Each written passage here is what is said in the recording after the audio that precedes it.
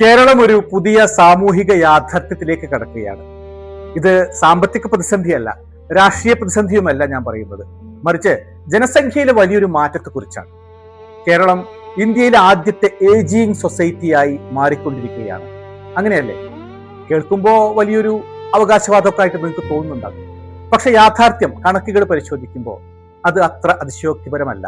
കേരളത്തിന്റെ ഏറ്റവും വലിയ നേട്ടങ്ങളിൽ ഒന്നാണ് നമ്മുടെ ആരോഗ്യരംഗം.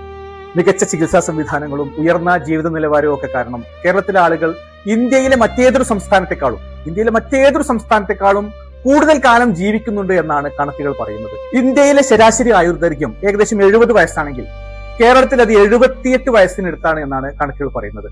ഇത് തീർച്ചയായും നമുക്ക് അഭിമാനിക്കാവുന്ന ഒരു നേട്ടമാണെന്നതിൽ സംശയമില്ല. പക്ഷെ ഈ നേട്ടത്തിനൊപ്പം ഒരു പുതിയ വെല്ലുവിളിയും എത്തുന്നുണ്ട്. അതായത് നമ്മുടെ ജനന നിരക്ക് വളരെയധികം കുറയുന്നുണ്ട്. നമ്മുടെ യുവാക്കൾ പഠനത്തിനും ജോലിക്കുമൊക്കെയായി രാജ്യത്തിനകത്തും പുറത്തുമൊക്കെ കുടിയേറി താമസിക്കുന്നുണ്ട്. അതേസമയം നമ്മുടെ മുതിർന്ന പൗരന്മാരുടെ, വയോജനങ്ങളുടെ എണ്ണം അതിവേഗം വർദ്ധിക്കുന്നു. ഇന്ന് കേരളത്തിലെ ജനസംഖ്യയിൽ വലിയൊരു വിഭാഗം 60 വയസ്സിന് മുകളിലുള്ളവരാണ്.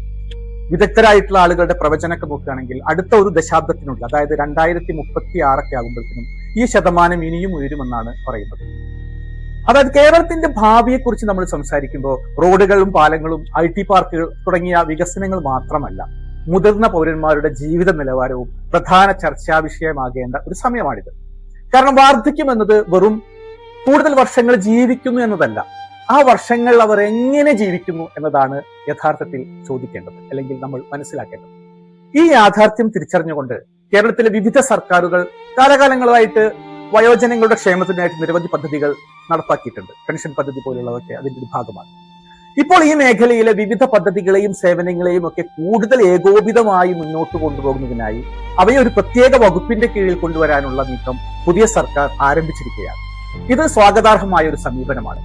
കാരണം വാർദ്ധക്യം ഇനി ഒരു കുടുംബത്തിന്റെ മാത്രം വിഷയമല്ല, കേരളം എന്ന സമൂഹം മുഴുവൻ നേരിടുന്ന ഒരു ജനസംഖ്യാപരമായ മാറ്റമാണ് അതിലൂടെ ഉണ്ടാവുന്നത്.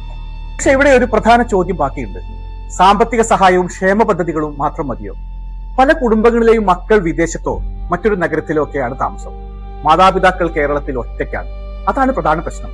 പണമുണ്ട്, പക്ഷെ സംസാരിക്കാൻ അവർക്ക് ആളില്ല.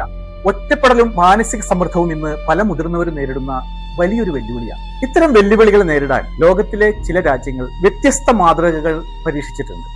അതിൽ ഏറ്റവും ശ്രദ്ധേയമായ രാജ്യം ജപ്പാനാണ്. ജപ്പാൻ എന്താണ് ചെയ്തത്? കേരളത്തിന് അതിൽ നിന്ന് എന്ത് പഠിക്കാനാകും? അത് നമുക്ക് അടുത്ത വീഡിയോയിൽ ചർച്ച ചെയ്യാം.